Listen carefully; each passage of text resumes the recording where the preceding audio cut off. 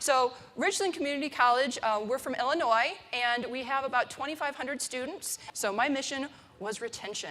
We had really good success. So we actually were able to significantly improve our retention rates, but there was still something lacking. So to start out with, it is really difficult to detect at-risk students. I don't know about you guys, but most of my at-risk students don't come running up and, hey, me, I need help, I need help. Now, yeah, you might get some here and there, but overall, your online students don't really self-identify when they're really at risk. Because by the time you realize a student's failing, you've lost that student. How many of your failing students are you able to keep going and to have them actually pass the class successfully, or do they just drop? Well, in my tool belt, the people and the superheroes that I want on my side are Canvas and Aspire Analytics Dropout Detective. How many of you know who your #1 at-risk student is? So what I really like and what I've got in my superhero tool belt is Aspire Analytics, their Dropout Detective. Dropout Detective offers a proactive, big-picture retention solution. Dropout Detective does a really great job predicting which students online or which online students are at risk. You don't have to search through everything. You don't have to go hunting for your most at-risk students. Here they are. I get this list for every single one of my online students. The last time they submitted an assignment, which, wait a second, that's huge. Last time they accessed the course versus last time they submitted an assignment. And it is the risk index history. And what this literally shows you is the student's risk over time.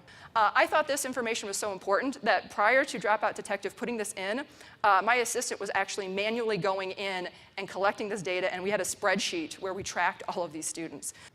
So the big questions, though, this is what you really care about, right? What are the actual results? The really interesting thing, all of those students who failed were all listed in red. Every single student was listed in red. So it's not like we had students that Dropout Detective was flagging as being perfectly fine, and then they failed at the end of the semester. So all of our students who failed were listed in red. So what about retention? This is a really, really big one. So previous, we were about 79.5%. That kind of bounces around, which is why I just did an average for the previous 2 years.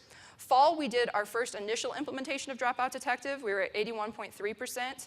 And that was with just me having access to Dropout Detective. Dropout Detective didn't actually give or provide the faculty access until about November of last year. So that spring number is our first semester of faculty having that full access to Dropout Detective and all of that information. And as you can see, that's a pretty huge increase from the different semesters up. So what about success?